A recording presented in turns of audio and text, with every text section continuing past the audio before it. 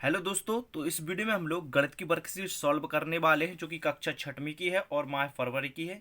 तो चलिए वीडियो को स्टार्ट करते हैं। इसके पहले आप चैनल पर नए हो तो यार इसे सब्सक्राइब जरूर कर लेना है और बेल आइकन भी प्रेस कर लेना है। और आपको अदर सब्जेक्ट जैसे कि विज्ञान, सामाजिक विज्ञान, हिंदी, संस्कृत, सभी सब्जेक्ट की वर्कशीट का सॉल्व देखना चाहते हो तो आप वीडियो के डिस्क्रिप्शन में देखिए, लिंक दी गई है, उस पर क्लिक करके आप देख सकते हो। ठीक है, यदि आपने अभी तक नहीं देखी तो चलिए इस वीडियो में हम लोग गणित की वर्कशीट सॉल्व करेंगे जो कि माह फरवरी की, ध्यान रखना माह फरवरी की है। इसके पहले आपको जनवरी की सॉल्व कराई गई थी, लेकिन अब आपको फरवरी की सॉल्व कराई जा रही हैं। तो चलिए स्टार्ट करते हैं प्रश्न क्रमांक 1 से, जिसमें रखे गए हैं सही विकल्प। तो देखिए प्रश्न क्रमांक 1 में क्या दिया गया है। 1,000 रुपये में 10 रुपये के नोट कितने होंगे? तो इसका आंसर बी वाला होगा, परफेक्ट 100। ठीक है, 1,000 रुपये में 10 रुपये के नोट कितने होंगे? तो 100 नोट होंगे, 10 10 के। ठीक है, 100 नोट होंगे तो आपके 1,000 हो जाएंगे। तो यहाँ पर आपको 100 लिख देना है। इसके बाद 1,350 ग्राम चीनी और 750 ग्राम आटे का कुल वजन कितना होगा? तो आप दोनों को प्लस कर दीजिए, यानी कि दोनों को जोड़ दीजिए तो 2 किलो 100 ग्राम होगा, यानी कि 2.100 किलोग्राम, यानी कि 2 किलो 100 ग्राम। ठीक है, इसके बाद देखिए तो इसका आंसर डी हो जाएगा। निम्नलिखित में से 25 का एक गुणनखंड लिखना है आपको। 25 का आप 5 लिखोगे। 25 का गुणनखंड क्या होता है? 5 होता है। ठीक है बच्चों, चलिए आगे देखते हैं। अब देखिए यहाँ पर देखिए प्रश्न क्रमांक आपका जो फर्स्ट था उसी के प्रश्न आगे दिए गए हैं। 4th नंबर का, निम्नलिखित में से किस आकृति का परिमाप अधिक होगा? तो आप सभी का परिमाप निकालिए। तो सी आकृति है जो, तो सी का आकृति का 180 परिमाप आएगा, तो आप निकाल सकते हो। तो सी इसका आंसर सही होगा। इसके बाद 10 रुपये का 1 रुपया कौन सा भाग है? तो 10वां भाग होगा।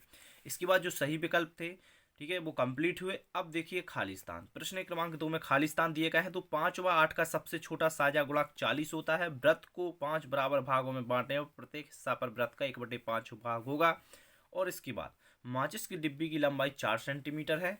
यदि किसी संख्या में 1000 के स्थान पर 7 हो तो उसका स्थानीय मान क्या होता है? 7 होता है। राम ने एक कार्य का 1/5 भाग पूरा किया, उसने कार्य का 20% भाग पूरा किया। तो ये सभी आपके खाली स्थान हो गए। इसके बाद प्रश्न क्रमांक 3 में क्या दिया गया है, ध्यान से देख लीजिए। 3/5 की 4 तुल्य भिन्न लिखना है आपको।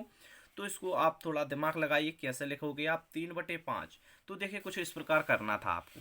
इस प्रकार आपको 3/5 की 4 तुल्य भिन्न लिखनी थी। तो हम लोग एक बार 1/1 से इसमें गुणा करेंगे, 2/2 से करेंगे, एक बार 3/3 से, एक बार आप 4/4 से करोगे।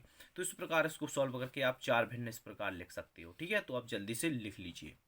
और इसका जो सेकंड था, तो देखिए यहाँ पर आकृति दी गई है। तो यहाँ पर नीचे दी गई आकृति किसी संख्या के सभी गुणनखंड दिए गए हैं। किसी संख्या के यहाँ पर गुणनखंड दिए गए हैं, तो वो संख्या बताना है। तो क्या होगी? तो वो संख्या यहाँ पर हो जाएगी 12। क्या होगी? 12 लिखना था यहाँ पर। 12 के गुणनखंड दिए गए हैं सभी। ठीक है, ध्यान रखना है, अच्छे से पढ़िए तो आप खुद कर सकते हो वर्कशीट को सॉल्व। ठीक है, और आपको जो भी प्रॉब्लम हो तो मैं आपको बता ही रहा हूँ, तो ध्यान से समझते जाइए। संख्या 12 एवं 18 के प्रथम 3 साझा गुणज लिखना है। देखिए यदि आप क्वेश्चन समझ जाओगे तो आसानी से कर लोगे, लेकिन यहाँ पर कुछ बच्चे होते हैं जो कि क्वेश्चन ही समझ नहीं पाते हैं कि क्वेश्चन में करना क्या है। तो आप ध्यान से वीडियो देखिए पूरा कि मैं क्या बोल रहा हूँ, आप सुनिए ध्यान से, ईयरफोन लगा लीजिए, अच्छे से सुनिए, तो आप एक क्वेश्चन आसानी से समझ जाओगे और आगे भी ऐसे क्वेश्चन आपके बोर्ड एग्जाम में आएंगे तो आसानी से कर लोगे। ठीक है, अभी आपको सिर्फ रटना नहीं है कि वो आपने सॉल्व करके छाप दिया और स्कूल में सबमिट कर दिया। सिर्फ आपको सीखना भी है, साथ में सीखना है, क्योंकि आपके बोर्ड एग्जाम में कोई भी नकल नहीं मिलने वाली है। नकल नहीं मिलेगी, यानी कि कॉपी करने नहीं मिलेगी, तो आप पास कैसे होगे? तो ध्यान से वीडियो को देखते जाइए, आप आसानी से कर लोगे। तो देखिए संख्या 12 और 18 के बीच 3 साझाकरण गुणज लिखना है। यानी कि कहने का मतलब ये है कि क्वेश्चन का कि आपको पहले 12 का गुणज आना चाहिए और 18 का। तो 12 का दुनिया लिखना है आपको और 18 का तो दोनों का पहाड़ा लिखना है। ठीक है, 12 और 18 दोनों का पहाड़ा लिखिए आप, फिर उसमें से कॉमन संख्याएं निकालिए। दोनों में जो भी कॉमन आएगी तो वही तो साझा कहलाता है। तो देखिए मैंने इस प्रकार आपको समझाने की कोशिश की है, तो आप समझ जाओगे। देखिए यहाँ पर 12 का गुणज लिखा है, फिर 18 का लिखा है। तो 18 का देखिए, 12 का देख लीजिए, 12 का पूरा लिख दिया, इसके बाद में 18 का। तो यहाँ पर देखिए पहले तो आपकी 36 संख्या है जो कि साझा हो रही हैं, दोनों में आ रही हैं। इसके बाद में 72 है, इसके बाद में 108 है, इसके बाद में यहाँ पर 120 थी, लेकिन यहाँ पर 126 आ गई। ठीक है, समझ रहे हो ना आप? तो इसके बाद आपकी कोई भी कॉमन संख्या नहीं होगी। यहाँ पर मैंने 10 तक पहाड़ा लिखा है, यानी कि दशम तक, ठीक है। और देखिए यहाँ पर लिखने की आगे ज़रूरत ही नहीं है, क्योंकि यहाँ पर 108 तक मिले हैं। इसके बाद में 120 आएंगे, और इसके बाद में क्या आएंगे, तो यहाँ पर आप लिखोगे तो 132 आएंगे, 120 के बाद 132 आएंगे, है ना। तो यहाँ पर 126 हैं। तो इसके बाद में और आगे बढ़ेंगे तो आगे कॉमन कोई भी संख्या नहीं हो रही है, आप देख सकते हो। तो यहाँ पर ओनली 3 संख्या कॉमन हुई है, तो 3 साझा गुणा जो लिखने थे आपको, ठीक है। उसके आगे होते कुछ और हो जाते, लेकिन आपको सिर्फ 3 साझाकरण लिखना है। तो 1 2 3 आपके साझाकरण हो गए, तो आप तीनों लिख दीजिए, ठीक है। इसके बाद सेकंड क्वेश्चन देखते हैं, प्रश्न क्रमांक 4 का।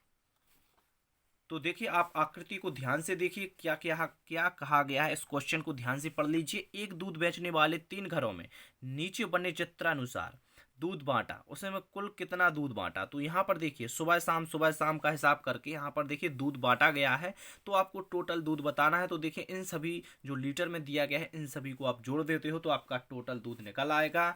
तो देख लीजिए, यहाँ पर मैंने आपको समझाने की कोशिश की है कि देखिए सभी जो लीटर में दूध दिया गया है, सभी को मैंने यहाँ पर जोड़ दिया। तो 18/4 आया, 4 से इसको डिवाइड किया, 9/2 आया, फिर 2 से इसमें 9 में भाग दिया, तो 4.5 लीटर आया, ठीक है। तो 4.5 आएगा, आपको लीटर भी लिख देना है। तो 4.5 लीटर कुल दूध होगा आपका, ठीक है। तो इसको आप इस प्रकार कर सकते थे। तो चलिए आगे देखते हैं, प्रश्न क्रमांक 5।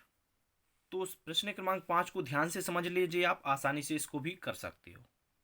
इसमें कहा गया है शेखर एक प्रसिद्ध खिलाड़ी है। कोई शेखर नाम का एक प्रसिद्ध खिलाड़ी है, वह टेस्ट मैचों में अब तक 7472 रन बना चुका है। कितना बना चुका है? 7472, यानी कि 7472 रन बना चुका है। उसे 8 मैचों में 10,000 रन पूरे करने हैं। 8 मैचों में उसे कितने रन पूरे करने हैं? 10,000 रन पूरे करने हैं, जिसमें से अभी तक वो 7472 रन बना चुका है। तो देखिए, करने के लिए किस औसत रन बनाने की आवश्यकता होगी। तो आप 10,000 में से 700 मतलब 7472 रन घटा दीजिए। जो भी इसका आंसर होगा तो वही उसकी औसत रन बनाने की आवश्यकता होगी। तो देख लीजिए, यहाँ पर मैंने घटाकर लिख दिया है 2528 रन की आवश्यकता होगी उसे, ठीक है।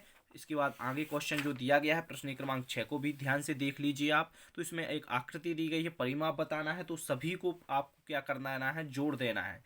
जो चारों तरफ आपकी जो सेंटीमीटर में इसके परिमाप की जो लंबाई दी गई है ना, यहाँ पर भुजाओं की लंबाई, तो इन सभी को जोड़ दोगे आप। कुछ इस प्रकार जोड़ना है आपको। देखिए यहाँ पर सभी भुजाएं लिखिए, फिर परिमाप होता है भुजाओं का योग। तो सभी भुजाओं को जोड़ दीजिए, तो 21 सेंटीमीटर इसका परफेक्ट आंसर हो जाएगा।